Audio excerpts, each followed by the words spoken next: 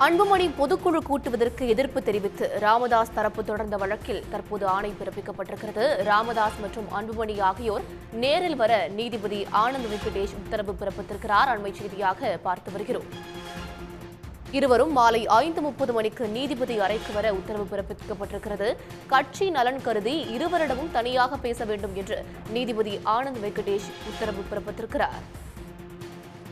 மேலும் இருவருடன் பேசும்பொழுது கட்சிக்காரர்கள் யாரும் உடன் இருக்கக்கூடாது என்றும் தற்பொழுது அவர் தெரிவித்திருக்கிறார். அன்புமணி பொதுக்குழு கூட்டுவதற்கு எதிர்ப்பு தெரிவித்து ராமதாஸ் தரப்பு தொடர்ந்த வழக்கில் நீதிபதி ஆனந்த் வெங்கடேஷ் உத்தரவு பிறப்பித்திருக்கிறார். அண்மை செய்தியாக பார்த்து வருகிறோம். இது பற்றிய கூடுதல் தகவல்களை வழங்குவதற்காக இணைகிறார் செய்தியாளர் ரமேஷ்குமார். ரமேஷ், விரிவான தகவல்.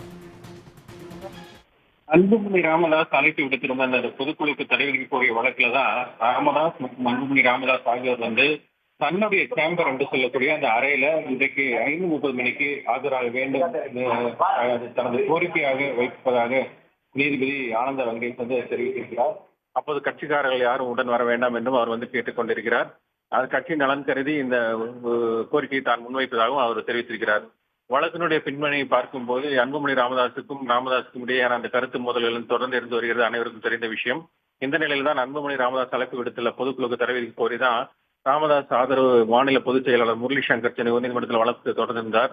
அதுல அந்த பாமகவில் தந்தை மகன் இடையான மோதல் 4 நாள் அதிகரித்து வந்ததில் இரு தரப்பிலும் பொதுக்குழு அழைப்பு விடுக்கப்பட்டதாகவும் இந்நிலையில் அன்புமணி ராமதாஸ் அழைப்பு விடுதல் பொதுக்குழு தலைவருக்கு வேண்டும் என்றுதான் அந்த மனுவில் அவர் கேட்டுக்கொண்டிருந்தார். அதுல கடந்த 2022ஆம் ஆண்டு மே மாதம் கட்சியினுடைய தலைவராக நியமிக்கப்பட்ட அன்புமணியினுடைய பதவிக்காலம் முடிந்துவிடைந்த நிலையில, அதாவது மே மாதம் 28ஆம் தேதியோடு நிறைவடைந்த நிலையில இந்த பொதுக்குழு அழைப்பு எடுக்கப்பட்டுள்ளதாக தெரிவிக்கப்பட்டிருக்கிறது.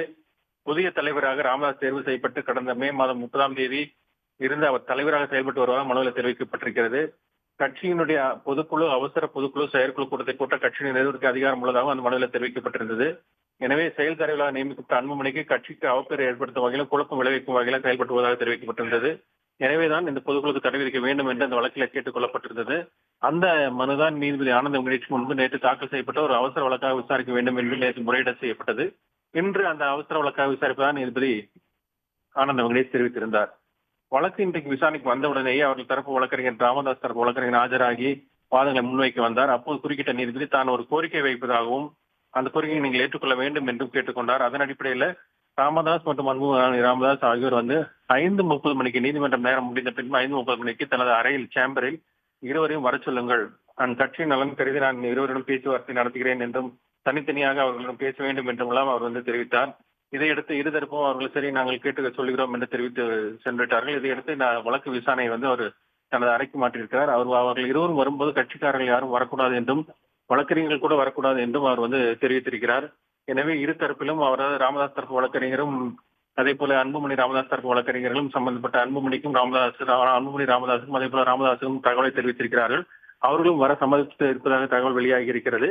இருந்த போதிலும் உறுதியாக அவர்களது அந்த தகவலை தெரிவிக்கவில்லை. அவர்கள் முதற்கட்டமாக இருவருமே நாங்கள் நீதிபதியின் கோரிக்கை ஏற்று வருவதாக தெரிவித்திருப்பதாக அவரது தரப்பு வழக்கறிஞர் தெரிவித்திருக்கிறார்கள். இருந்த போதிலும் இன்னும் அவர்கள் ஆதரவாளருடன் ஆலோசனை நடத்திய பின்பு உரிய முடிவை அறிவிப்பதாக அவரது தரப்பு வழக்கறிஞர்கள் தெரிவித்திருக்கிறார்கள்.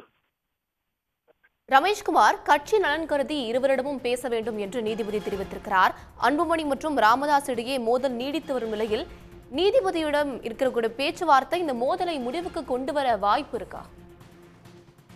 அந்த ரீதியில் தான் அவருடைய கோரிக்கை என்பது இருக்கிறது. அதாவது அவர் கோரிக்கை உத்தரவாக பிறப்பிக்காமல் தான் ஒரு ரெக்வஸ்ட் என்றுதான் அந்த வார்த்தையை அவர் பயன்படுத்தினார் ஆனந்த வெங்கடேஷ்.